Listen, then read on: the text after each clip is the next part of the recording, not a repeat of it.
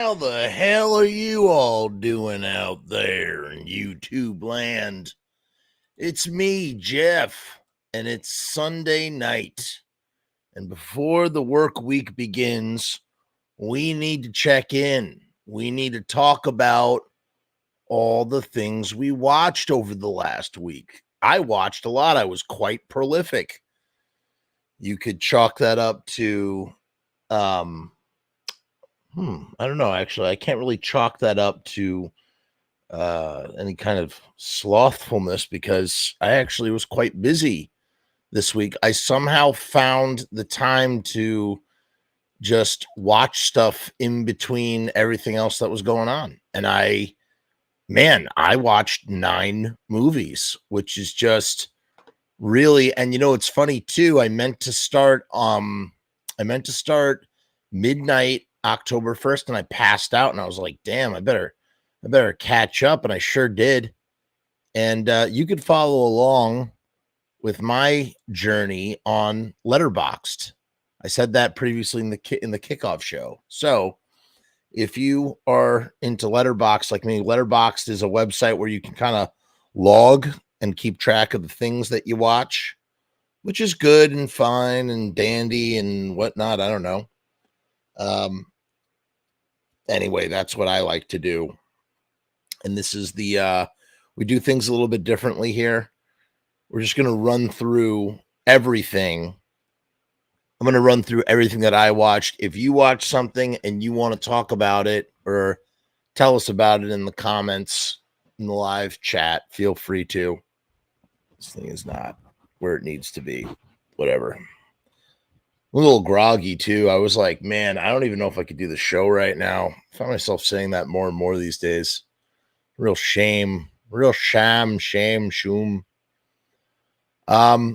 Should we just dive in? I think it's best that we just dive in. Let me share my screen here, and we will just we'll get started.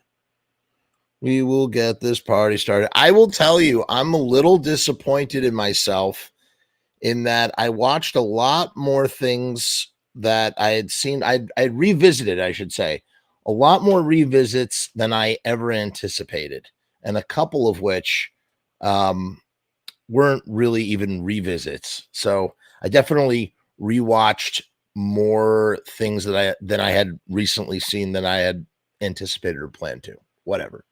It is what it is. It is what it is.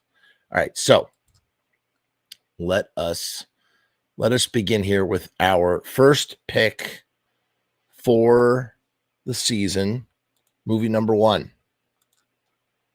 Movie number 1 was a little thing streaming on Hulu called What You Wish For. So if you have Hulu, you can stream it right now. This stars Nick Stahl. Is that how you pronounce his name? And it's directed by Nicholas Tomney. I'm not familiar with the filmmaker. And it's about a chef with gambling problems who flees to Latin. It's about a chef with gambling problems who flees to Latin America. Wow, I really suck at reading today. I'm just horrible. Hold on, let's take that one more time. It's about a chef with gambling problems who flees to the Latin American villa of an old friend who appears to be living an extraordinary life. I really like that synopsis. It kind of really buries what this movie is very obviously about.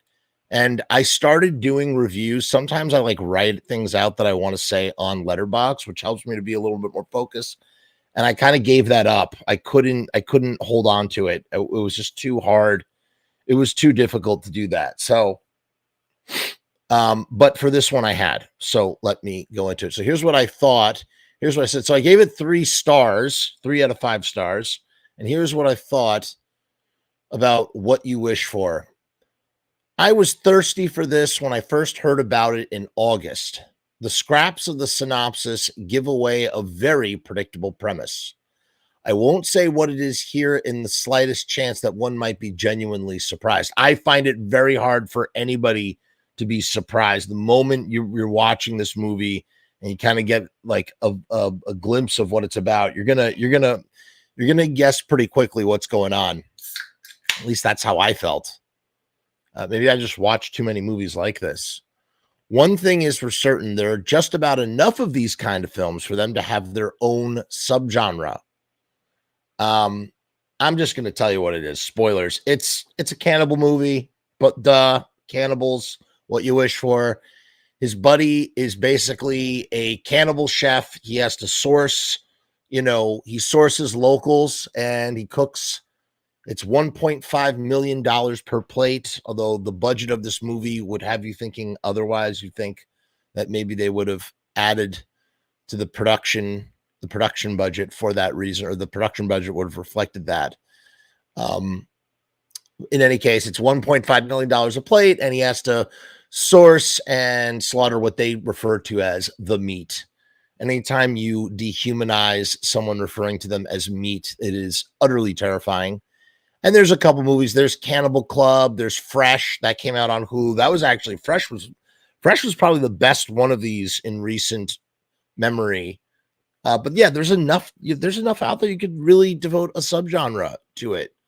And basically, this guy who's also a chef, played by Nick, he basically ends up falling into the job and takes over for his friend, and becomes a cannibal chef who jet sets around the world getting paid vast sums of money to cook human beings. I love Nick Stahl as an actor, and one of two things happened here in this film, I think. He was either miscast or misdirected, because there was so much more to be done with this role, and it feels like it's just going through the motions. He doesn't even feel... He feels so checked out half the time, I'm sorry to say. And I feel like whoever is playing the main character that Nick is playing, like, this is a high energy slapstick role, or it is more like maybe Sean Penn in U-Turn kind of role, like something like that. Remember U-Turn from 1997, directed by Oliver Stone? Magnificent film. Something along those lines. And here he is such a bland, vanilla, passive person who's doing such horrible things. You kind of go like, wait, what? Like, why aren't you? You should be freaking out, dude. Like, why are you not freaking out right now? And he's not. He just doesn't, And the thing is, that doesn't really account for the rest of the performances. The idea of like miscast or misdirected. Which brings me back to the misdirection. In the misdirection, so too did the tone not reflect the story or its subject matter in a suitable way. So, and I said, this is said as an audience member trying to stay engaged in the credibility that the story was trying to serve me, quote unquote. It was marketed as a thriller, which is also a bit of a head scratcher. It doesn't really have... I don't know. I guess maybe it sort of has a little bit of a thriller tone, but it definitely it pushes into horror, and it doesn't really... I don't know. The tone doesn't really reflect that in the way that maybe it should. As the thing unravels, so too does the credibility. But the story bones, like the plotting of the story, is solid enough to keep me on the string, as I am genuinely unsure as to how this is going to play out. And I really wasn't sure, as it was very predictable going in, but I wasn't sure how it was going to play out. The film earns most of its goodwill in the shift from the first to the second act, with a situation that I did not see coming, and that left me intrigued. So even though I was like, oh, I know what's going on here, which I did, I knew what was going on. We then shift. There's a shift. Spoilers. The chef friend that Nick's character is visiting, he ends himself. And when he ends himself, I just was not expecting that. I just was not expecting that to happen. I thought that this guy Nick would fall into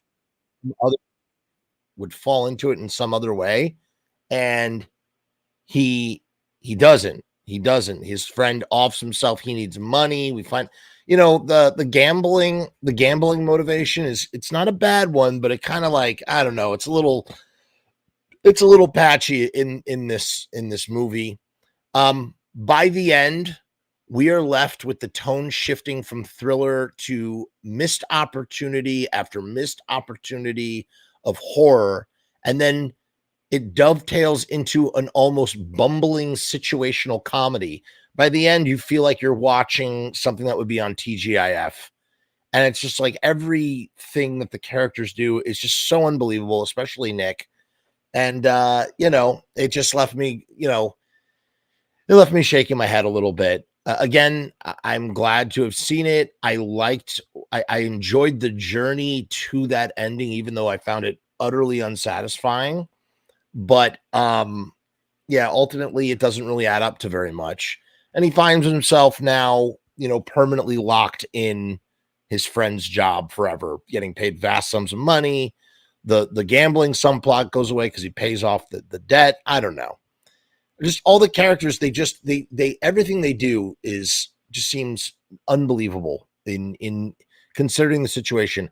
I just felt like a guy who falls into a cannibal club would be so much more horrified at the things that he's doing than he was. He just sort of goes through the motions as if he's done things like this before. And I don't know. I don't think that's what the director or the writer intended, for you to think that maybe he had done those things before. Either which way,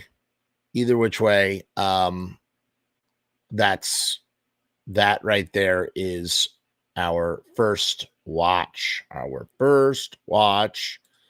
Moving right along, since we've got a lot of ground to cover here, let's talk about Halloween. Yeah, that's right, man. I revisited Rob Zombie's Halloween from 2007. I gave it 3.5 stars on Letterboxd. The synopsis: evil has a destiny, which is actually a pretty good description of what this is, I think. The early years of a young Michael Myers and the events leading up to his fateful Halloween night murder rampage in the quiet town of Haddonfield, Illinois. So this film does not feel like in the original Halloween film. Yeah, we could really go all over the board with talking about this film. In the original, first and foremost, Halloween. I guess I should start by saying this, and this will kind of also sort of flow right into Halloween 2, because I watched that next. So maybe we should just do them together. Remakes are weird things. Halloween, first of all, if you're going to remake a sacred film, you're treading on very, touchy ground, difficult ground. If you're not faithful enough to the subject matter, you're going to get flayed. And if you don't do anything fresh and original, you're going to get flayed. So no matter what, Rob Zombie is walking into a difficult situation in directing Halloween. But again, you can't blame him either, because you can't get mad at Rob Zombie for directing Halloween, because anybody would jump at the chance, the opportunity to do such a thing. Now, here's where I'm going to go back to what I was saying before. Halloween, not a sacred cow. Okay, that's what I talk. There's some things that are sacrosanct to me. Halloween is not one of them. I always thought that Halloween was a one-note pony. It's a one-trick pony. It is a singular idea that can be executed once, if that. It can be executed once, if that, and that's it. And maybe you include Halloween 2 in that, and that's it, man. How can you endlessly do Michael Myers? It just does not work. Those sequels are insufferable, and I know they're beloved treasures to horror fans out there. They're insufferable, man. So the idea of a guy like Rob Zombie coming off of Devil's Rejects and House of a Thousand Corpses, taking a stab at Halloween, that works for me. I'm like, okay, great. What do you got, Rob? I saw Rob Zombie once in concert. It was okay. I'm not a Rob Zombie fan. Like, I'm not like, I mean, I don't listen to his music. I don't hate his music. I don't know it. But he has an intriguing aesthetic, and he does have, as Bob Rose always talks about, he has a voice. He has a singular voice. Okay, he does have a voice, and whether it comes off as, sometimes it feels a little disingenuous because he's trying to. Sometimes I feel like Rob Zombie tries so hard to be like the horror Quentin Tarantino sometimes, and it comes off very sort of inauthentic, disingenuous. It doesn't always work. It doesn't always work. And but I have to say that I really like his Halloween remake. Now, to say just 2 words about the original, I always thought the original was like whatever. It was just such like a pedestrian. I know it was groundbreaking for the time. My Halloween is, I've said before, is Scream. Sidney Prescott is my Laurie Strode. And so Halloween doesn't really hold, like I said, it doesn't hold that special place in my heart. I always found it to be very pedestrian, very bland. It's just a generic slasher that takes place on Halloween.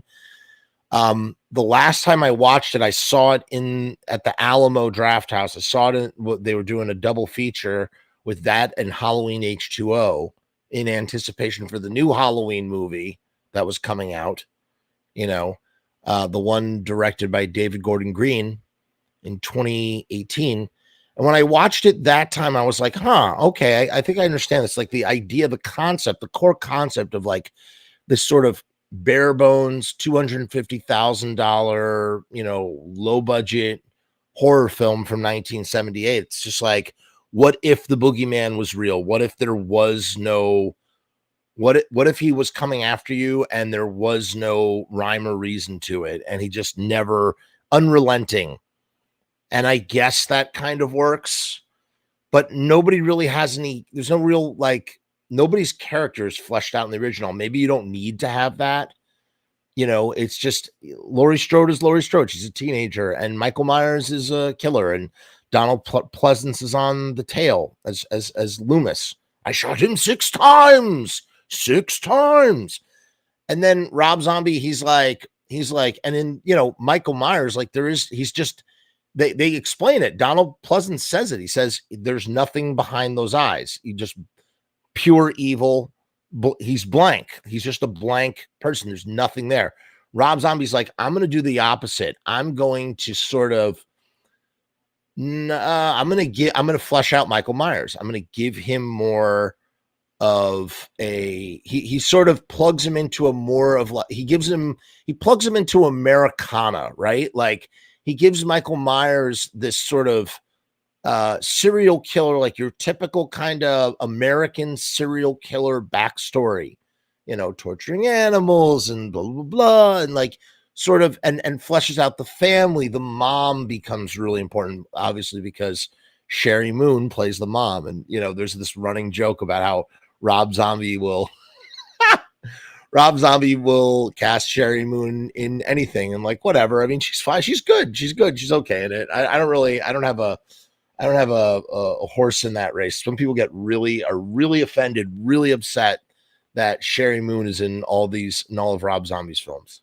Whatever. The movie kind of turns into a run-of-the-mill slasher, but it's the origin story that makes Michael Myers more interesting. It gives him more agency than he does have in the original. And so for that, it works for me. The other thing that's interesting about Halloween, I guess, like I said, we're going to dovetail right into Halloween too. We might as well. Let's just do both together. Rob Zombie, he like every bit player in a Halloween movie is going to be some iconic character actor or B-movie actor or horror actor from back in the day. So every single person that comes on the screen, you're gonna be like, oh my God, yeah, that guy or that, oh, there's Danny Trejo, oh, there's Ken Foree, or that, what's her face? Dee Wallace. Like, just everybody is somebody, and that's cool. I like that. I like that he does that. That's him trying to do his Quentin Tarantino thing. That's like the one thing that he does that's Quentin Tarantino-esque that's not really lame. This is what I had to say. Maybe it's because Halloween was never sacred to me, but this really is a pretty solid remake. When I think about the notion of anyone trying to remake Scream, I shudder at the impossibility. And that's true. I think it would be impossible to remake Scream. And I guess that's why some people feel that way about Halloween. But like, I think it's very easy to remake. And again, it's like, why do we have 9 sequels, man? We just don't need, like, who cares? Like, why so much? I mean, because it makes money, I guess. I don't know. The original is brilliant. Here's the thing. Here's the other thing I said, and going back to the original for a second, it's brilliant in its simplicity, you know, and I guess it needs to be because Halloween is a paper thin concept, which is fine. But that becomes problematic when you try to flesh it out. And I think Rob Zombie does a serviceable job in his attempt, which at this point in my life leaves me indifferent. While in the past, I relished in going against the grain in my championing of this film. So like this time around, this was this on this watch, I sort of thought less of it than I had previously. Previously, I was like, wow, this is great. Like, what's the problem? This is an improvement to the original. Or, you know, this builds on the original in a good way, whatever you want to call it. And then this time around, I was like, yeah. And it just kind of turns into a slasher. And then they continue the story. Now, Halloween 2, here's the thing to realize about Halloween 2, you know. Oh, and by the way, it just kind of ends. Halloween just ends. It's trying to do like the 70s thing. You got Brad Dourif in there as the sheriff. You got there are a lot of, it's chock full. Danielle Harris, she's in some of the Halloween sequels, you know. Just everybody is somebody in a Rob Zombie movie. Clint Howard is in there. William Forsythe is in there. You have Malcolm McDowell, of course, as Loomis. He's great as Loomis. I like his Loomis a lot. And then it's interesting because Halloween 2 is not, you can't consider Halloween 2 to be a remake of Halloween 2. Okay. It's not a remake of Halloween 2. Halloween 2 is a sequel to a remake. That's the way to think about it, in my opinion, at least. So I don't think of Halloween 2 as this continuing down this lineage of remaking. It's not. That's not how it works. In Halloween 2, Laurie Strode struggles to come to terms with her brother Michael's deadly return to Haddonfield, Illinois. Meanwhile, Michael prepares for another reunion with his sister. So Laurie finds out in the sequel that she is Michael Myers' sister, which is what happens in the original as well. In the first one, in Rob Zombie's Halloween, it's alluded to. It's projected to us that they're siblings, but she doesn't figure it out in time. He shows her a photograph. And Halloween, the original Halloween, Rob Zombie's Halloween leaves you asking a question of like, so why does Michael Myers want Laurie Strode? Like, why? Like, actually, why? Like, what's the reason behind it? And he kind of, it kind of works as like a perfect little duology. Like, he sets it up as like a 1-2 punch, you know? He's gravitating towards his sister, and we don't know why in Halloween, and then in Halloween 2, or maybe we should call it Halloween Volume 1 and Halloween Volume 2. In Halloween Volume 2, kill Mike, right? In Halloween Volume 2, we get this, things get really surreal. We get these weird dream sequences, and Michael Myers, Rob Zombie is like, he's like giving us like the white horse symbolizes below. It's like, dude, just like, you don't have to tell us. Like, it's obviously meant to be like a dream symbol. Let us figure it out. Like, don't spoon feed us what the goddamn symbol is in the opening thing and then go into, just let it be. Let it hang in the air. So the mom is like, the mom is back. Sherry Moon Zombie is back as like an apparitional hallucination seen by both Michael as well as Laurie. later on. Michael, it seems that like Michael's development, it's revealed that Michael's development really stopped at that age when he murdered his older sister, you know, in the clown mask and the mask and whatnot. He puts on the mask because there's nothing there or whatever. And so like there's like this projection of Michael that still kind of exists, like his psyche. And I thought Rob Zombie, like this to me, I'm like, okay, here's the most interesting part of the Michael Myers mythos is like getting like hashed out. Like it grates. It's great. It works, man. I'm like, cool. Like we're actually getting somewhere with this, you know. Um, and so it's kind of like what is the motivation, right? What ends up being the motivation? The motivation kind of gets revealed in the sense that the mom is the one that's telling Michael to get Laurie so that they can be reunited as a family. And that kind of also plays up the mama boy aspect and gives agency to Michael Myers even more, you know? So now, you know, if you're gonna have like the paper thin no motive that's in the original Halloween, that works for the first movie one time, right? It's a standalone film and it works as a standalone film in that way. If you're gonna keep coming back to this Michael Myers character, you got to reveal to us the agency, and they do that. Zombie does it. He does it in a great way.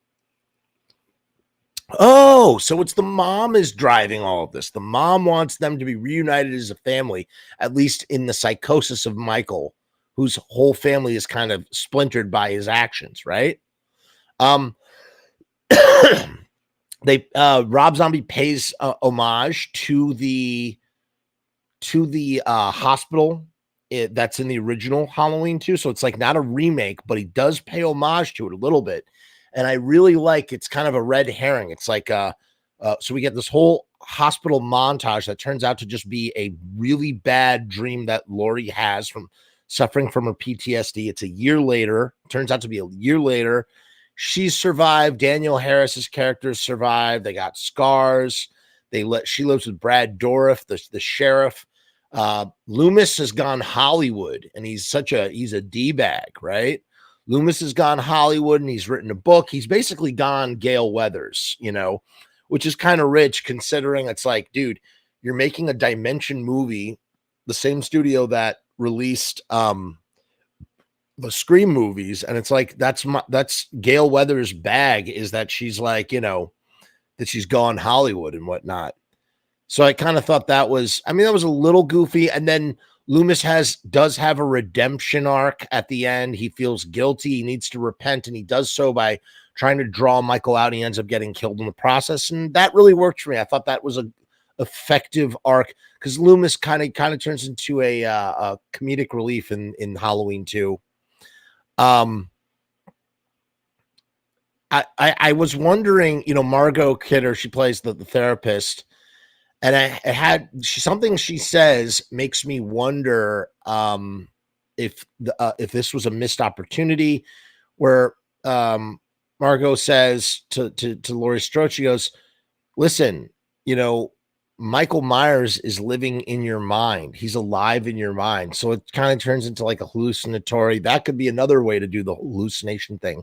Michael Myers is dead after the first movie, and that this movie is an aftershock movie where, you know, people are dying around Laurie. How is it? And, you know, and then Loomis has to try and stop Laurie. You know, the whole illusion drops, and, you know, she finds the missing body of Michael Myers in the finale, but she was the one who killed him, or that he had actually died, and that this whole time she's just been seeing a projection of him as she's killing people herself. That would have been that's been done before. That is not a unique thing, but that would have been interesting. That would have been an interesting way to sort of approach it.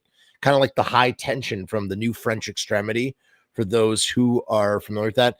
Her quote is, "He's living in your mind and your heart and your emotions." I was like, that's pretty cool, actually. So it's like she is running away from her mind, and she's killing people in the process and not realizing that she's doing it. That could have worked. That could have worked. Additionally, you know, this movie is full of, people that feel real. They don't feel like they're not like Hollywood pretty people like what you see in Scream. Actually, like everybody feels really lived in, and that kind of adds an element of reality to Rob Zombie's world.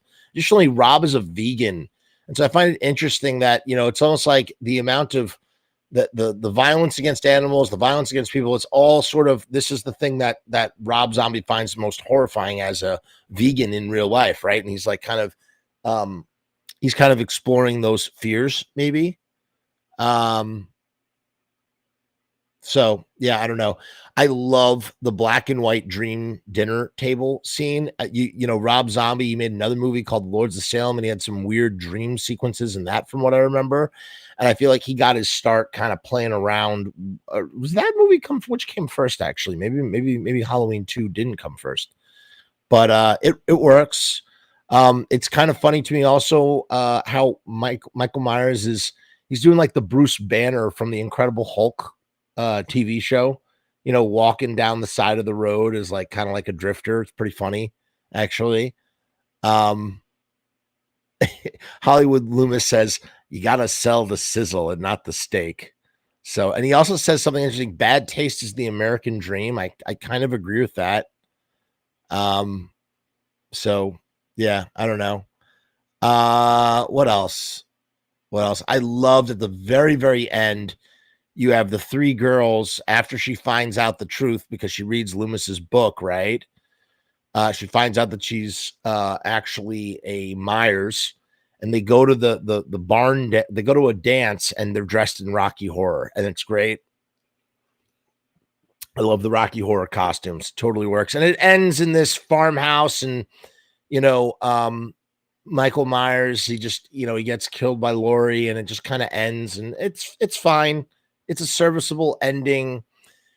Again, it would have been a very interesting reveal had they did go that route where, she's kind of projecting Michael Myers and that he's not really there. Like, that would have been cool. That would have been a cool twist to the whole thing. So you have Michael Myers in one and Laurie Strode in the second.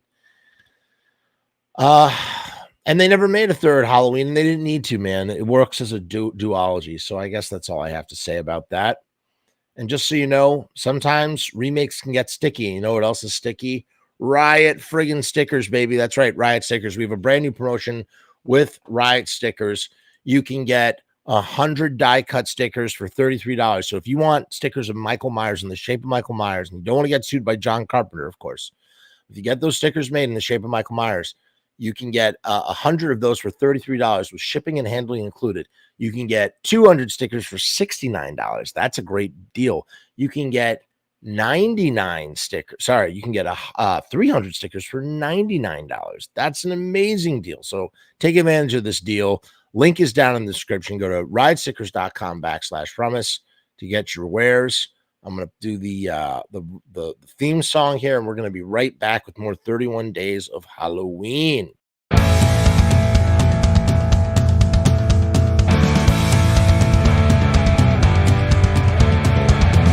We make stickers, banners, and buttons too, posters and promo cards. There's nothing we can't print for you. From stage backdrops to bass drum heads, we can print on shirts, we can print on hats, we can print on pants. Cheap prices and high quality, quick turnaround times and free shipping. We also offer free artwork support, great customer service, and so much more. RiotStickers.com, Riot Stickers, we are the bomb. RiotStickers.com, Riot Stickers, we are the bomb. RiotStickers.com, Riot Stickers, we are the bomb. RiotStickers.com, Riot Stickers, we are the bomb.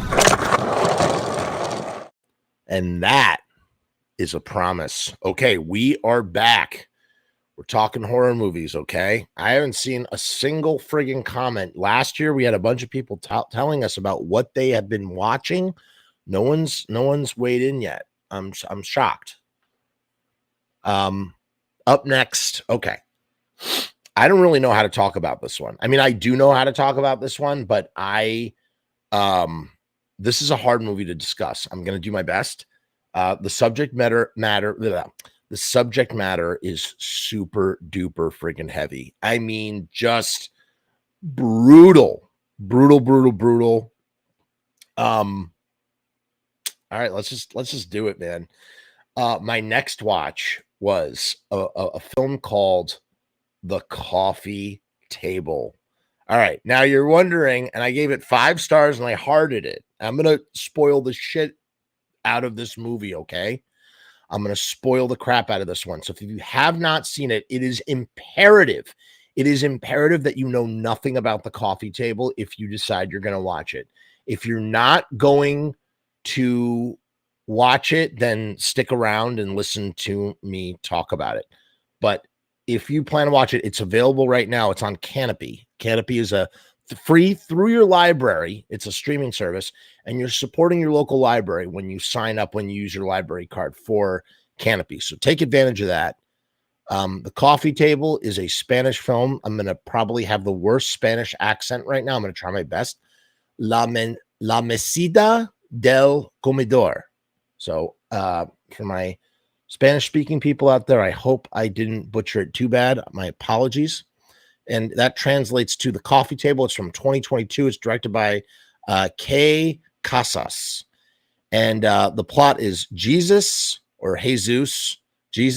and Maria are a couple going through a difficult time in their relationship. Nevertheless, they've just become parents.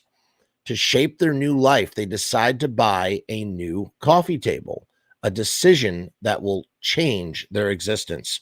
That could not be more understated or overstated. No, it's understated. I cannot emphasize how, it's just amazing. You look at a movie called The Coffee Table and you look at the poster and you kind of go like, so wow, okay, so what is this and why is everybody talking about this? That's how it got on my radar. And that's the beautiful thing about horror fans and horror and genre films. I wouldn't call this isn't a straight horror film. This is more of a genre film. It's black comedy. It's comedy that's so dark. It's so utterly dark. It's so black that it's red, as Mick Harris says. I mean, it is so grim. I'm telling you, we're about to talk about some really squeamish shit right now. I kept seeing everybody talk about The Coffee Table. Oh my God, I watched The Coffee Table.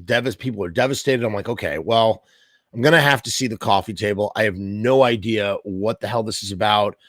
I always try to go in blind to everything, but this is a movie, like I said, you really cannot know a single thing about it if you want it to be as effective as it is.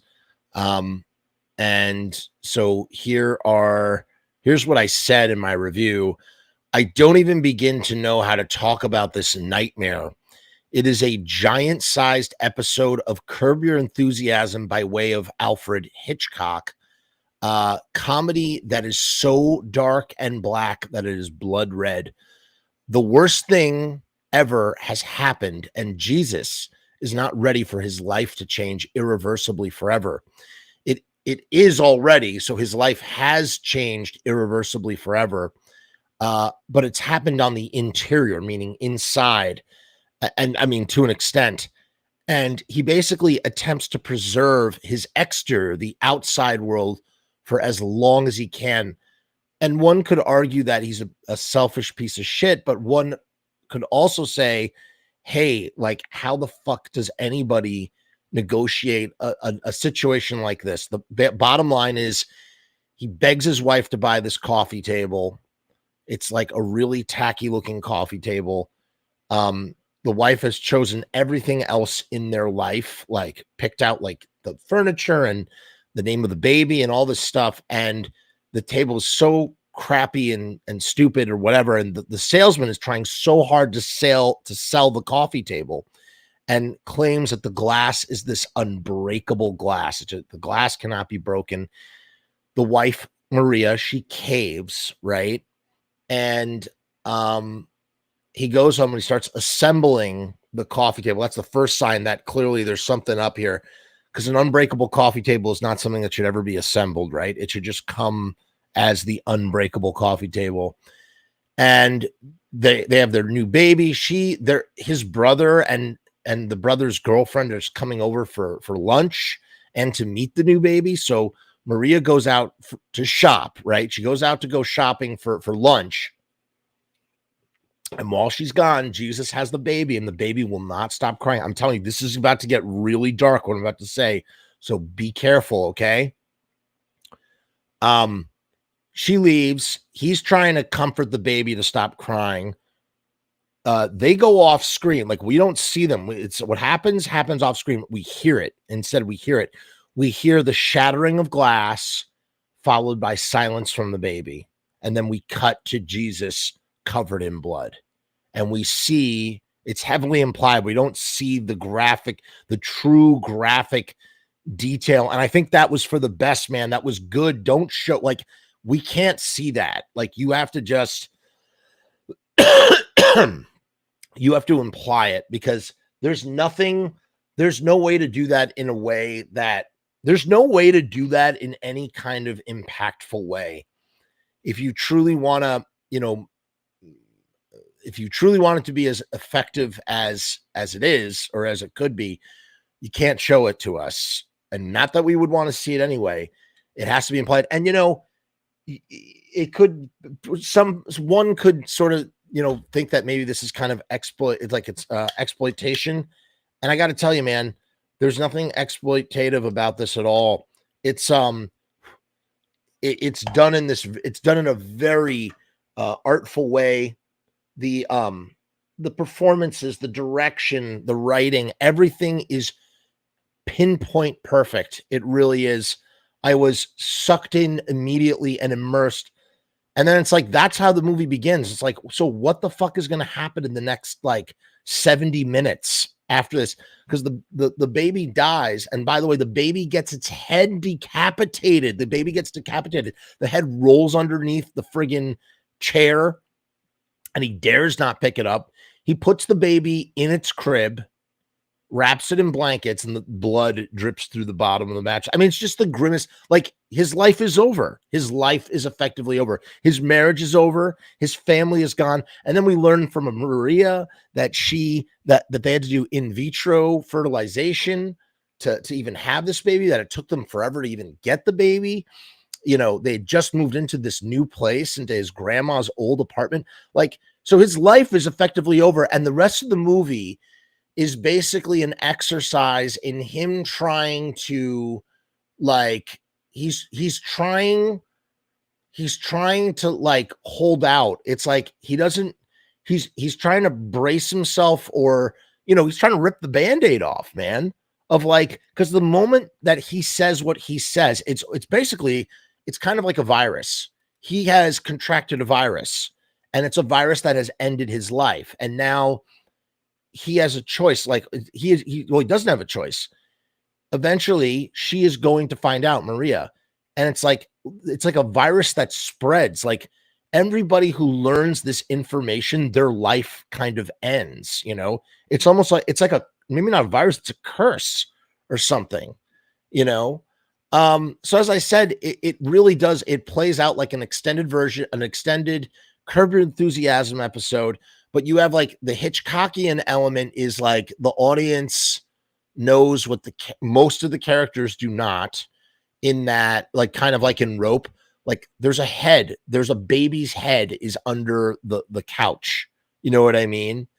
We know something that the audience doesn't, and we are gripped with bated breath as we're waiting, because we know they're going to find out, that kind of thing. There are elements of Edgar Allan Poe's Telltale Heart.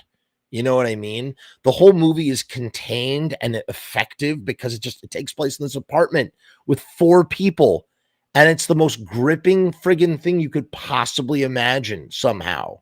You know what I mean? And what's interesting too is everything is centered on an image that we do not see. We do not see the dead child. We do not see, that's what's fascinating about it. Everything is implied, and it's sort of imprinted in our heads in a way where everything we're watching is centered on this thing that we never see and can't see, All centered on the pinpoint of an event that we can't see. The exploration of the baby's room is devastating. You know, it's obviously it's tragic. The comedy comes in the way of like what I'm watching is so unbelievably dark and heinous that like of course it's fucking hilarious. Like it's so over the top in how dark it is that it's funny almost. You know, and obviously it's not really funny, but that's, you know, I think that's the kind of that's the point here. You know what I mean? Um so yeah, it just it just really it's a very effective movie for a movie that doesn't really show that much. It's true horror. You know what it is? The true horror is like we are projecting ourselves onto a situation that is not realistic, but realistic enough where we feel like we would put ourselves in like a like what if that happened to us sort of thing. You know, the the tragedy of it's the investment and the effort of a canceled life. A life has been snuffed out, and the tragedy of that investment in the room that they put together for the baby and just everything that went into this baby is just suddenly gone in an instant because of an accident.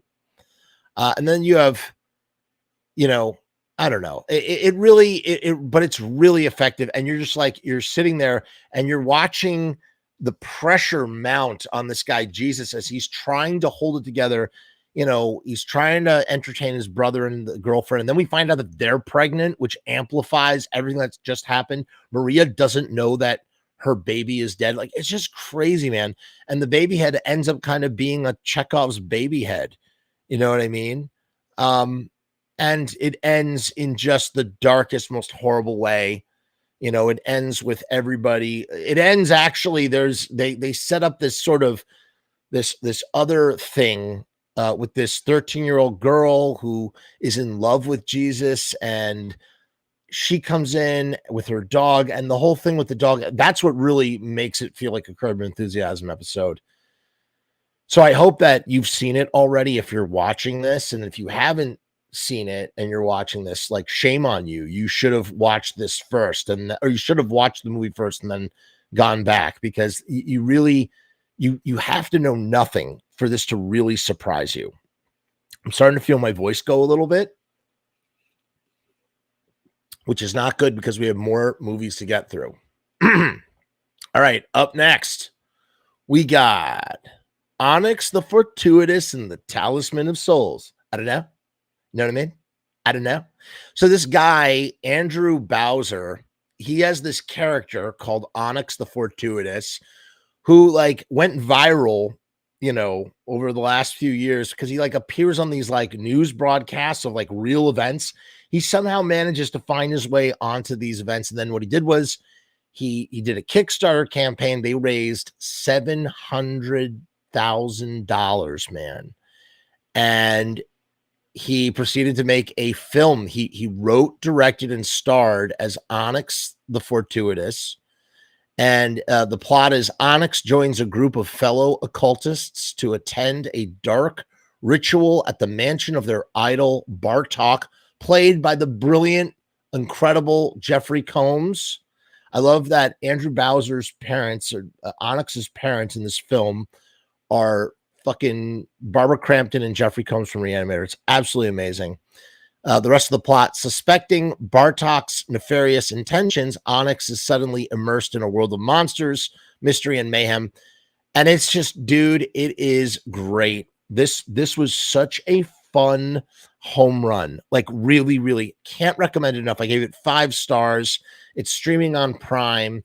It just, you really feel the singular vision and voice of Andrew Bowser, who knows what he wants. There's lots of great practical effects. The money was well spent. You know, I haven't seen the Angry Video Game Nerd movie, and I like James Rolfe, and I love Cinemassacre. I mean, what I'm doing is literally a ripoff of Cinemassacre right now and what we're doing, because he always does his Monster Vision, which is something that I used to love affectionately watching years and years and years ago. But I've always heard that the video game nerd movie just doesn't it's a misstep. And James Rolfe, he always wanted to be a filmmaker. So I kind of feel like Andrew Bowser as Onyx has a similar thing. Like he has his own internet character. He parlayed who he was into a Kickstarter campaign. And with all that goodwill and all of that money, he spent it so wisely. Like there were a lot of people who were kind of scratching their heads about what's his face, about James Rolfe and Cinemassacre. It's like why the fact that they shot in LA and that the money was not used or stretched in a way that it kind of could and should have been. You know what I mean? And here I'm watching this, I'm going, my God, this movie looks like it was made for $8 million. Like Jay and Silent Bob Reboot, I am quoting that because that was a movie where the production value was, it was, let me put it this way. Onyx the Fortuitous feels right up there with Jay and Silent Bob Reboot, and it was made for a tenth of the price. You know what I mean? Like they had 10 times the budget, Kevin Smith. So it just goes to show that you can really create, it goes to show how salaries and getting certain kinds of actors can, inflate or deflate a budget, you know what I mean? And not necessarily, it doesn't necessarily reflect in the production value, right? Because they're both evenly, it's like they both spent the same amount of money on production value, and yet somehow Onyx comes out on top, man. I feel like it'll go down as just a beloved cult classic film. I really do. I hope Andrew makes more movies. Like this guy's brilliant. He really is.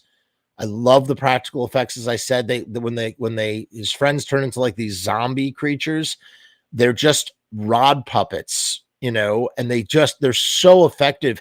There's something that just makes them otherworldly, but yet effective all at the same time. Because they chose not to go a CGI route.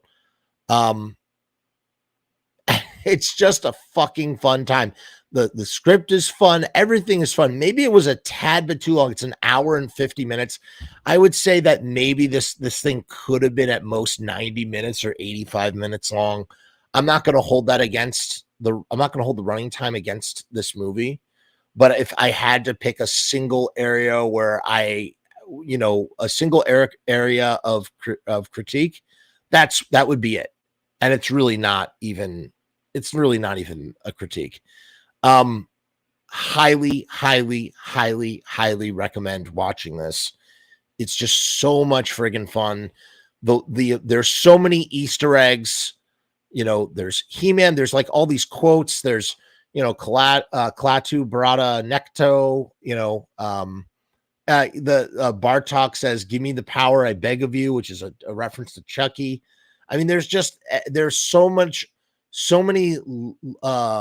It's like what we all think of as genre lovers. If we're like, oh, if I ever had the chance to make a genre film, I would throw the kitchen sink of all of my influences that I wear on my sleeve and just make it all into a gumbo. It's funny. We were talking before about Rob Zombie and how Rob Zombie kind of wants to do his horror version of Quentin Tarantino. And it kind of, he kind of overshoots that a lot. And I feel like Andrew Bowser isn't trying to be a horror Quentin Tarantino at all, but he's kind of doing similar things to Rob Zombie in certain regards. And he's just effort. It's just much better. He's just much better. And part of it has to do with that. He's got like this original character. It's an original story. It's not when I say original, it's not like, oh my God, I've never heard that concept before. It's banking on lots of different tropes. But the script beats out really well. It works. It really works. Onyx the Fortuitous and the Talisman of Souls. Can't recommend it enough. 5 out of 5 stars. I'm trying to think of what else is in it that just makes it so great. His 5 friends are great. Terrence Carson, I think is his name. He's kind of like, he's sort of doing like a Keith David sort of thing, but as like a professor. He's so great, man. Everybody's great. They really are. Everybody was good in this movie. I love he works kind of like at Better Off Dead. He works at the Meat Hut, at fast food. So, and they call him the Patty Flipper. It's kind of like his moniker, Patty Flipper. And again, to go back to Jeffrey Combs for a minute, he just unleashes the Combs on all of us. Like, there are so many movies where they're like, oh, let me get Jeffrey Combs for a weekend. They don't give Jeffrey Combs the room he needs to do what Jeffrey Combs does best. And Andrew does. Andrew's like, I got Jeffrey Combs, and he makes Jeffrey Combs just soar in all the ways that you love Jeffrey Combs for being Jeffrey Combs. You know what I'm saying? So yeah, Onyx and Fortuitous. Do not hesitate to watch. Let's move on because I do have to wake up super early in the morning. Up next, I have The Nightmare Before Christmas. What is The Nightmare Before Christmas about? Directed by Henry Selick. That's right. It's not directed by Tim Burton. It's directed by Henry Selick. What's this? Tired of scaring humans every October 31st with the same old bag of tricks? Jack Skellington, the spindly king of Halloween Town, kidnaps Santa Claus, and plans to deliver shrunken heads and other ghoulish gifts to children on Christmas morning. But as Christmas approaches, Jack's rag doll girlfriend, Sally, tries to foil his misguided plans. I think that's key phrase there, misguided plans. She has like a vision, and it turns into an omen. I mean, it's The Nightmare Before Christmas. I've probably seen The Nightmare Before Christmas like hundreds of times. I couldn't even log it all the times I watched it on Letterboxd when my daughter was super into it 2 years ago. We around September into October, we had Nightmare Before Christmas on a loop, man. And I'll be honest, I never got sick of it. You can always find something new and wonderful to find in Nightmare Before Christmas. It's just the craft of this movie is masterful. Yeah, it's kind of like got a goofy, kiddie, hot topic sort of vibe culture to it that's kind of cringe, but the movie itself as a singular film is just amazing. You know, I hate that it is called Tim Burton's The Nightmare Before Christmas, because while Tim Burton absolutely, he came up with the story and he produced it and he created the world and the art and the visual look, I would say that Henry Selick and Danny Elfman are just as much of they're also fathers to The Nightmare Before Christmas. You need all three of those elements to make The Nightmare Before Christmas. That's what you need. A friggin' claymation, stop motion animation musical of all things that didn't have a script. So it's like Danny Elfman wrote songs based on what Tim Burton told him, and then Henry Selick had to fill in all the cracks and to bring that to life. So they all had their part to play in making, success has many fathers, and that statement could not be more true than it is for The Nightmare Before Christmas. There's a lot of themes going on in this movie. I could probably spend the entire podcast talking about this film, and I can't do that. So we got to just keep it brief. But one thing that's interesting, it's funny, is Nightmare Before Christmas as much of a Christmas movie as is a Halloween movie? Is it a Halloween movie and a Christmas movie secondarily? I can still remember seeing it in the theater. I saw it in the theater. I remember the trailers for it. I remember like the little mummy kid winding up the cat, cranking cat call thing. That was always in the trailer. It's brilliant, man. It's just friggin' brilliant. What's it about? I mean, it's about a lot of things. It's about identity. It's a lot of big themes. It's about identity. Who are you? Trying to be someone you're not. Wanting cultural appropriation. It's actually is definitely a meditation on cultural appropriation. Appropriating somebody else's culture in a misguided way, despite your best intentions, that sort of thing.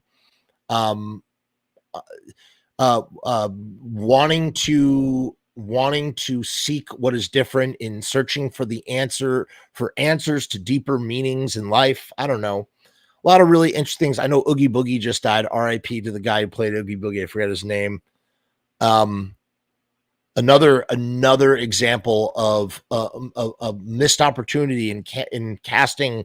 Screamin' Jay Hawkins could have played Oogie Boogie. He would have done a great job as Oogie Boogie. You got Chris Sarandon as the talking voice for Jack and Danny Elfman as the singing voice, and they're so their performances are so perfect that they blend so synonymously. It really feels like one performance and not two. I always wondered, what are the other holiday worlds like? Like there's Thanksgiving, Town, there's Valentine's Day Town, there's St. Patrick's Day Town, there's Easter Town. We meet the Easter Bunny. I would love to have explored those worlds. The Nightmare Before Christmas, they've talked about sequelizing it and remaking it. It's like it is literally a perfect entity in and of itself. You don't need anything beforehand or after. It just works exactly how it's supposed to. You know what I mean? I love, there are certain elements that are really great, like when you find when you see like movement that indicates that it's not stop motion, like there's elements of fire, or like the tourney table in Oogie Boogie's house, or some of the animation, the ghosts are animated. And it just, the way that they blend it all together, it's just great. I don't think they used a lot of CGI. Maybe they did a little bit. And Henry Selick, he's gone on to direct. He did James and the Giant Peach and Coraline. I mean, he's done a lot of great stuff, man. They all have gone on to do great things. Yeah. So Nightmare Before Christmas. What else is there to say? Masterpiece, man. Freaking masterpiece. If you've never seen The Nightmare Before Christmas, what are you doing? Go watch it. Watch it right now. On to the next one. All right. So I made a big mistake. A big mistake. The Fly. So Scream Factory had a Fly box set, okay? And this box set had sold out pretty quickly. It was hard to get for a good price. I was like, I need to have all the Fly films. And so it was going out of print or something. I was able to snag a copy. And I was like, all right, so I guess I'll be watching The Fly, even though I don't remember the last time I watched The Fly. So this was kind of like a bit of a bogus revisit. It wasn't exactly revisit, because obviously it wasn't like I was almost watching the film for the first time. I've seen The Fly many, many times. And I was thinking, and here's where I made a mistake, big mistake. I'm thinking, my 9-year-old son has watched Aliens. He's watched Predator. He's seen a bunch of stuff. He could handle The Fly. And I'm like, I'm kicking myself now, because I completely forgot some of the stuff that's in The Fly. There's, some nudity. There's some of that stuff, which wasn't great. So we had to cover his eyes or pause or fast forward during those elements. But particularly, despite the fact that my son had seen Alien and Predator, he was so off put by the body horror in The Fly. It kind of fucked him up. He's okay. Of course he's okay. It was kinder trauma, but he was not, it was really cool to watch him watch it, because it was just interesting. I'm so far removed. Like, it's hard for me to think about what my reaction was to The Fly when it first came out. You know what I mean? Or when I first saw it sometime on TV or Sci-Fi Channel. And I told him, I was like, well, if we watch The Fly, we have to watch The Fly 2, because The Fly 2 ends on a happy ending, and I haven't watched it yet, so more on that to come.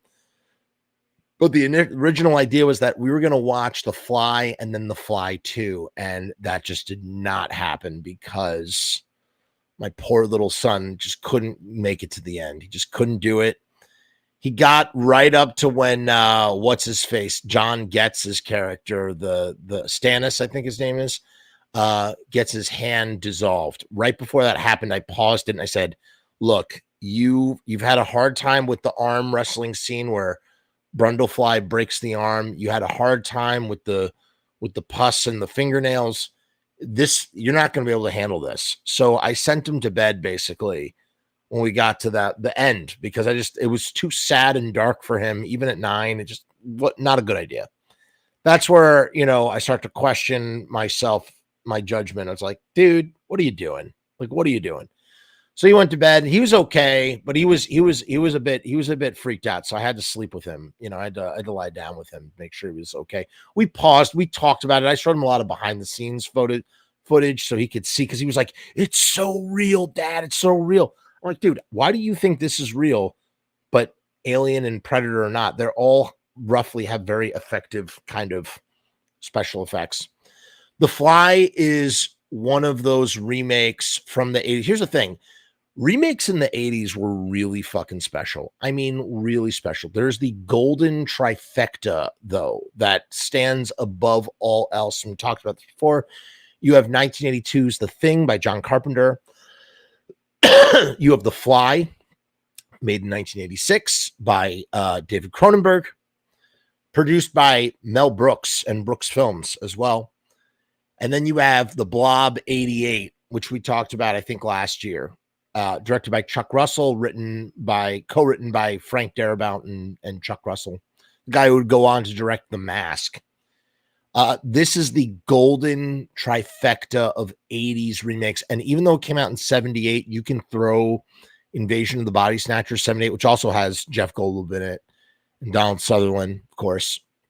You could throw that in the golden era of remakes. A lesser known one is Invaders from Mars, is pretty great, but with what's his face, James Cameron, and Little Boy, and directed by Tobe Hooper, which is a movie I think he made when he didn't end up making Return of the Living Dead, right? I think that's how it worked. When Seth Brundle makes a huge scientific and technological breakthrough in teleportation, he decides to test it on himself. Unbeknownst to him, a common housefly manages to get inside the device and the two become one.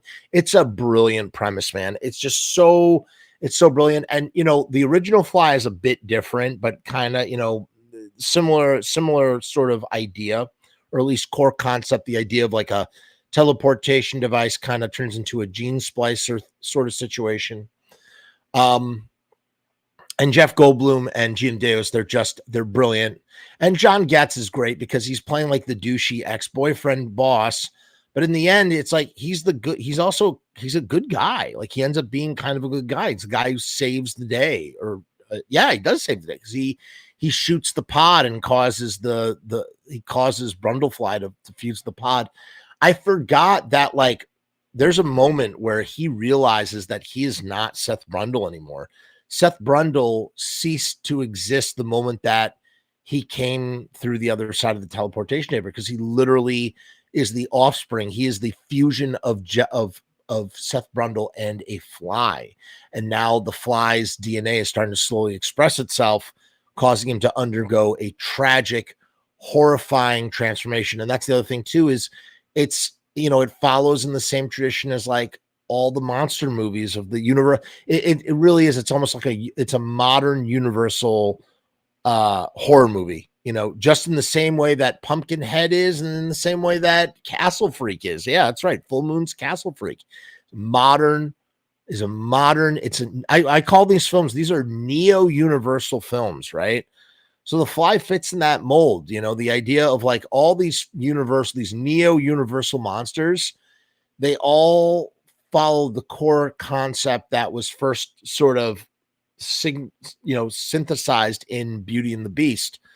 The idea of a Beauty and the Beast, and the Beast is monstrous on the outside but human on the inside, and generally speaking, not in this case of The Fly, but generally speaking, it's always some human that's more monstrous than the monster itself. The monster is more human than the human is more, and the human is more monstrous.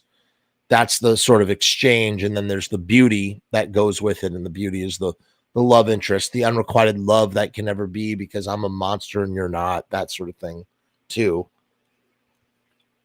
I mean, what's there not to say about The Fly? It's brilliant, man. It's brilliant. It's different.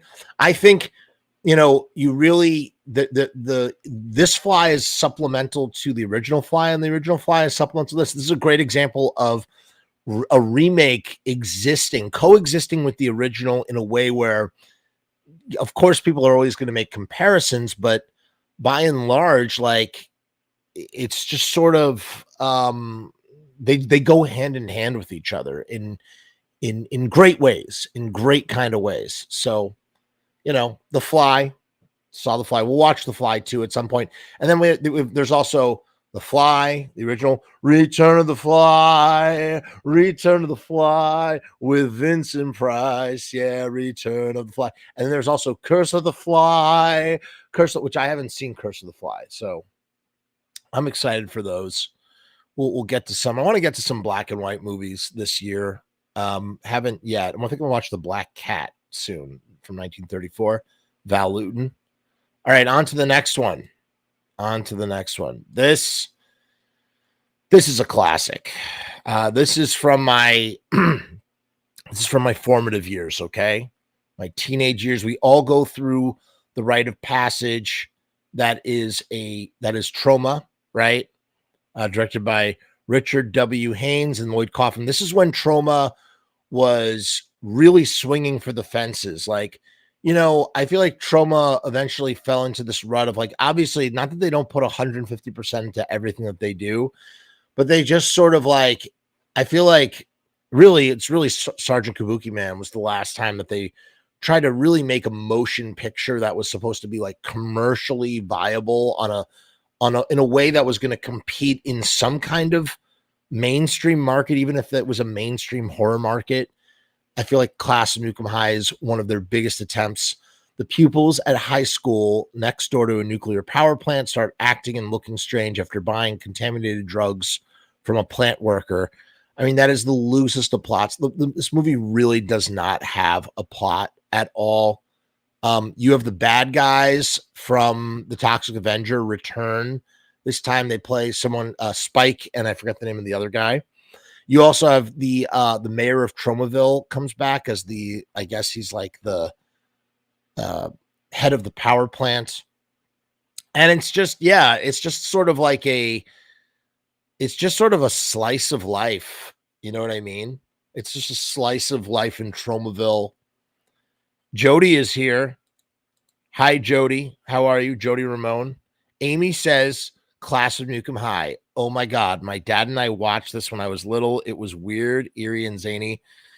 Amy, you have the coolest dad ever if he's showing you the Class of Nukem High. That's awesome. I mean, for me, like being like 14, 15 years old, watching this movie, just friggin' loving it. So the guy I used to watch it, my very good friend, one of my best friends who I've known since I was 2, who I discovered this movie with, he came over last night and we sat and we watched Class of Nukem High. We hadn't seen it in decades.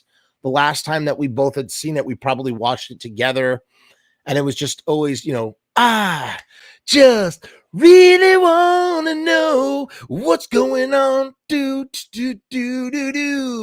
at Nukem High. What's going on? Dun, dun, dun, dun, dun.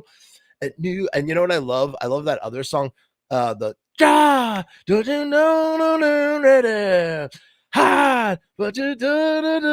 you got the Cretans, and I don't know, man, it's great. They did some sequels. I never watched the sequels. They did 2 back-to-back sequels in the 90s, and then Lloyd came back and did Return to Nukem High Parts 1 and 2. I saw Part 1, and it kind of is a mess. I mean, this movie is a mess, too. You know what's funny? I was watching it, and I was going, there's a lot of rock and roll high school. It's almost like Lloyd Kaufman and whoever else was like, okay, let's take rock and roll high school and fuse it with our Toxic Avenger and do our own sort of thing. And that's basically what they end up doing. RLH thinks it's better than the Brat Pack movies. Okay, fine. I'm not going to argue with that. I will say this, though. There's an event that happens in a school that, at the time when this was made, it was probably like, well, that is like such an isolated, rare, thing. It doesn't happen. And therefore, it's something we can kind of dramatize in this goofy kind of over the top way, because Trauma's out there to shock you in the same way that like the kid in Toxic Avenger who gets his head run over and popped like a frigging grape. You know what I mean? And you're just not expecting that. It's like in this one, it's like, whoa, like what they, you know what I'm talking about. You know what I'm talking about at the school. And I'm going like, fuck, like that does not work in the year 2024. That's insane, dude. That's friggin' insane. Think about that. The idea of that in a horror movie. you know, and listen, it's a product of its times. I'm not holding it against it, you know, but it's just amazing how it's like, whoa, that does not work today. And the Cretans, all their costumes, the characters, Gonzo with his like weird mouth guard, and like I said, there was Spike, there's Beethoven, um, just great, weird quirkiness. And again, there's no real plot. Two teens, they smoke pot, they have sex. It's kind of like a reefer madness. There's also like, so it's like reefer madness, Toxic Avenger, and Rock and Roll High School all mixed up into one, right? And I gotta tell you, and this is where I'm talking about, like, they really didn't pull any punches, dude.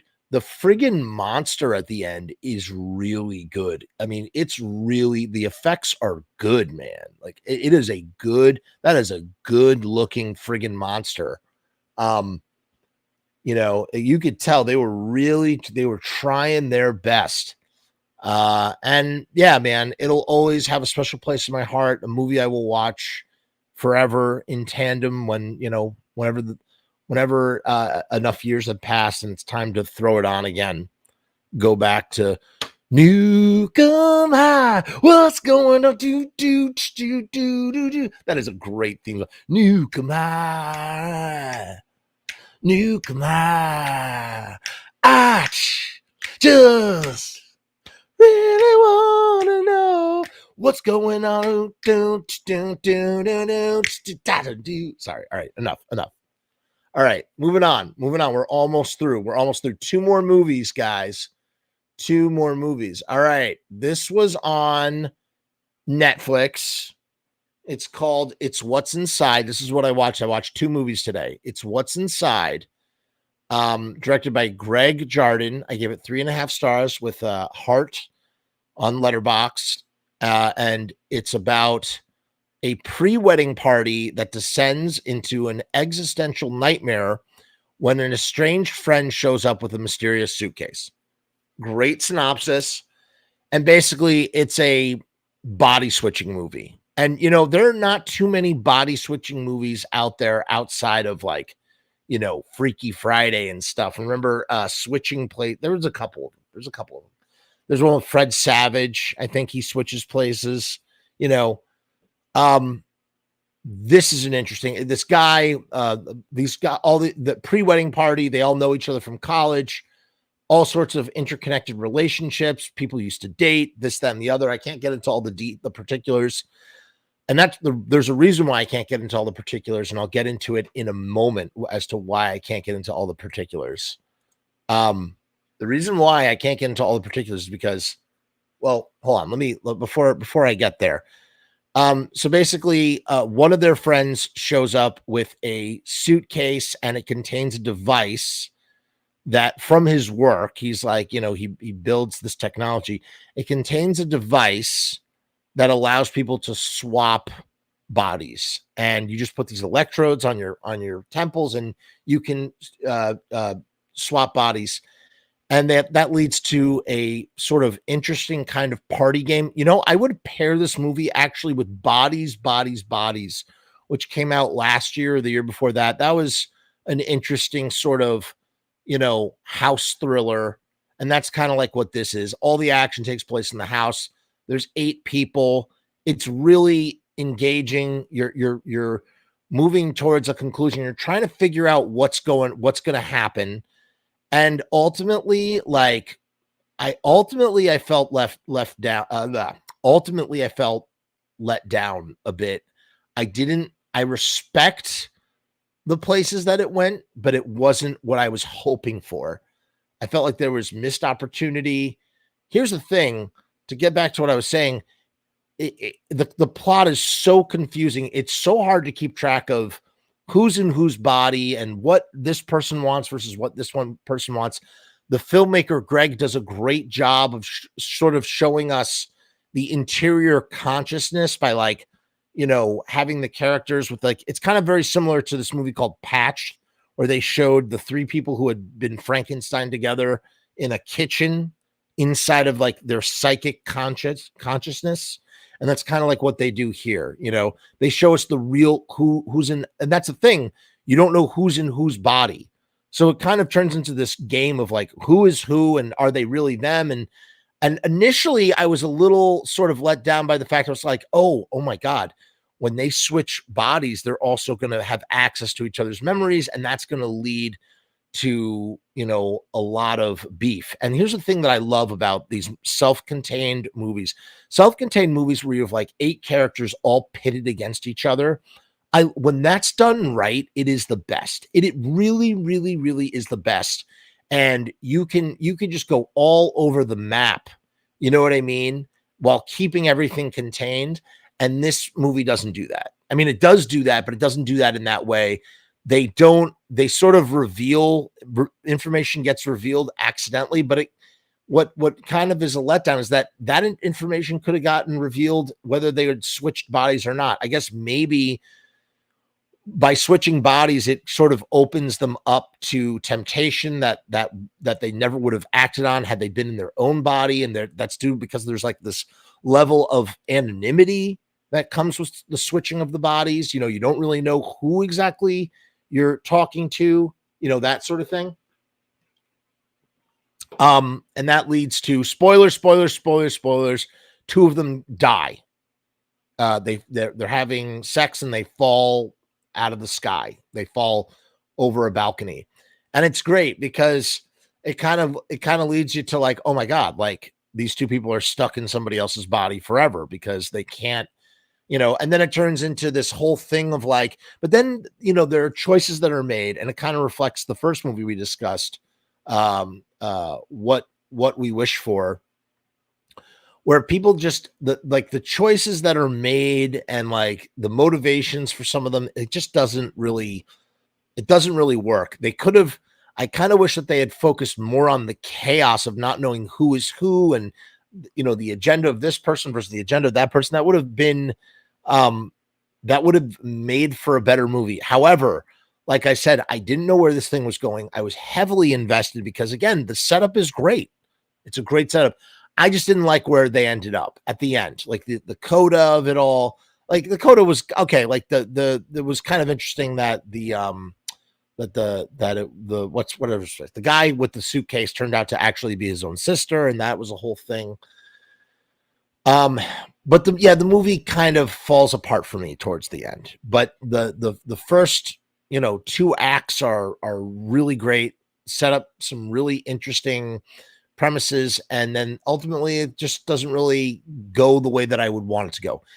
I think that you should 100% watch this movie. Like, it's very entertaining. It's very well done in a variety of ways, and you may be more satisfied with where it ends up than I. So definitely check out It's What's Inside. Trying to think if there's anything else to really say about it. I mean, it was good. It was good. It was ultimately a good movie. All right, here we are. We're at the last movie. I Saw the TV Glow. This was streaming on Max. Look a little closer. Directed by Jane Schoenbrunn. Teenager Owen is just trying to make it through life in the suburbs when his classmate Maddie introduces him to a mysterious late-night TV show, a vision of a supernatural world beneath their own. In the pale glow of the television, Owen's view of reality begins to crack. That is a pretty good description of the synopsis. But this movie, I found this movie to be very frustrating. I loved it. That's why I hearted it. I liked it a lot, but it's lacking in a lot of areas. Maybe if I rewatch it, I will accept it more for like what it is, but I'm still let down by what it could have been too much for me to like give it a higher rating, perhaps. Now, the one thing, okay, so this was sort of written off as like an A24 movie. It is an A24 movie. It's done along with Emma Stone's production company. And I saw the trailers for this at the Alamo, and I was like, I have to see this in the theater. And I wasn't able to get to it. I was really upset. It was only around for a very short time. I wish that I had seen it in the theater. It would have been far more effective, I think, to watch it in a darkened theater. The pacing of this movie is painfully slow. It's painfully slow. It's 100 minutes long. And I just found that there were just certain moments where I'm just like, fuck, like, what are you doing with your running time here? Fred Durst plays the father, and it's a weird performance, but I like it. I really was annoyed by the main character, Owen. His voice, he's got this like whiny kind of voice that really just made me want to punch him in the face. That was frustrating. I was trying to figure out like what the message of this film is. It's saying something. You could tell this is a deeply personal film for Jane, the director. They are clearly writing from a place that is very personal for them. And you could tell because,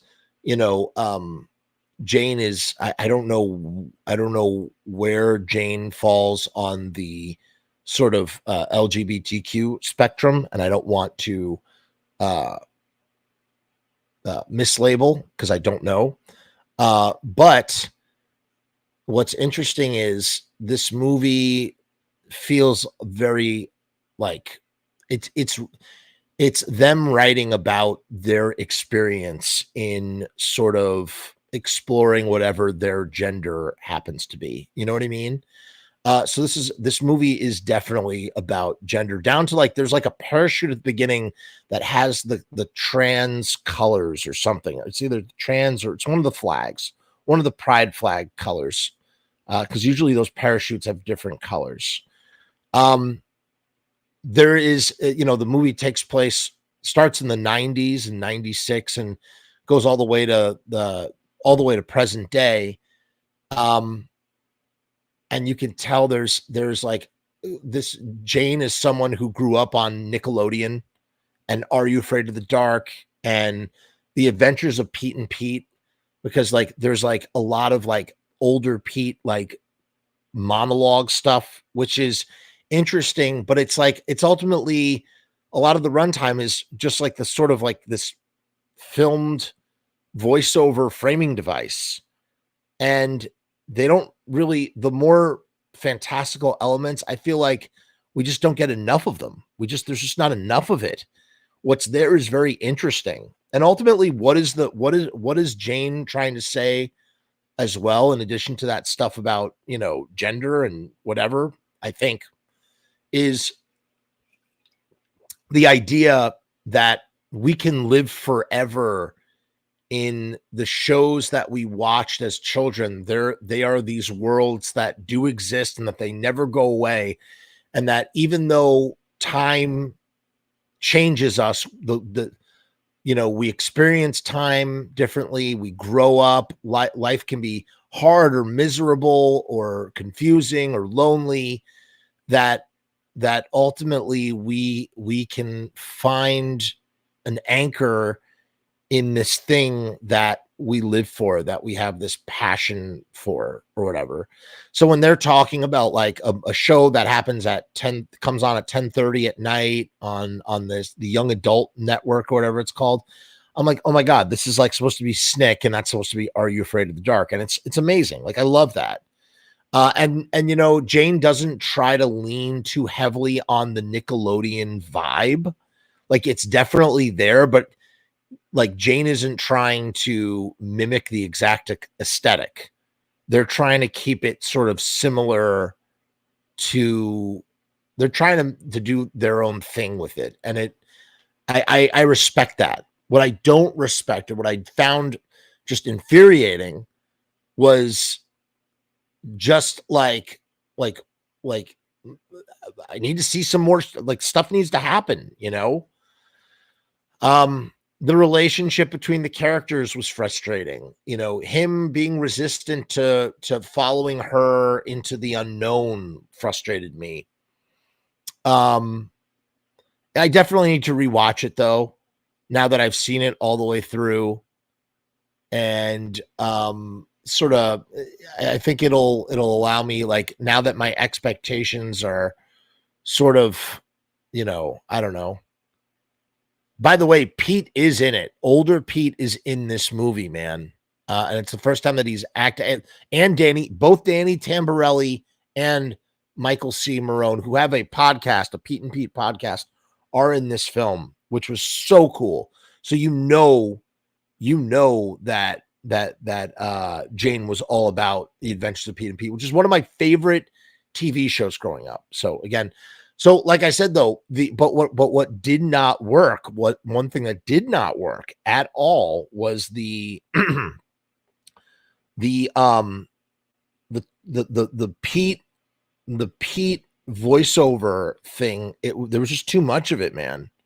There's too much of it. There was not enough. And I loved Mr. Moon, Mr. Melancholy he was the trip to the moon. It was literally a trip to the moon face. And I was kind of thinking like, wow, I really need to incorporate that in my film as well. My shadow. That'll be the inspiration that I take from I Saw the TV Glow. And ultimately, you know, it ends with like, he like opens his chest and he's got like a TV inside. And that's like, I guess to sort of say that like, you know, no matter how much he ages, this guy, Owen, who, you know, is like freaking out about aging, I guess, as the years tick on, as he loses his parents, as, you know, things change and he works at these dead end jobs, you know, again, the idea that like the interior of his youth in watching this TV show it's still there and it's always going to be with him no matter how old he gets. So that was kind of like some of the messaging I got out of it. I highly recommend you definitely check out this movie. It's not, you know, it's funny. This is marketed as a horror film. I saw like the genre is horror. It's not a horror film. It's really not. It's definitely a genre film. It's definitely it's going to get some cult legs on it as well. I really think so. I think it'll have a cult following in the years to come. But you know, it does not, it's not a horror film. If I could go back, I would probably not watch this for 31 Days of Halloween, but it's too late. I already have. I'm glad I did. I'm glad I finally saw it. I'll definitely watch it again. I'll wait some years before I do, but I'll definitely give it another go and check it out. And that concludes it. That's week 1, 9 fucking movies in week 1. And that we're starting really strong right out of the gate. That happens sometimes. I start strong right out of the gate and then shit the bed and end up, you know, we end up at like 34 instead of like 40 or 50. So I'm going to keep going. I'm going to power through. We were able to talk about 9 movies in 90 minutes. That's pretty darn good. I'm happy about that. So I'll leave you all. And I'll see you next Sunday. Hopefully, I think it'll be next Sunday.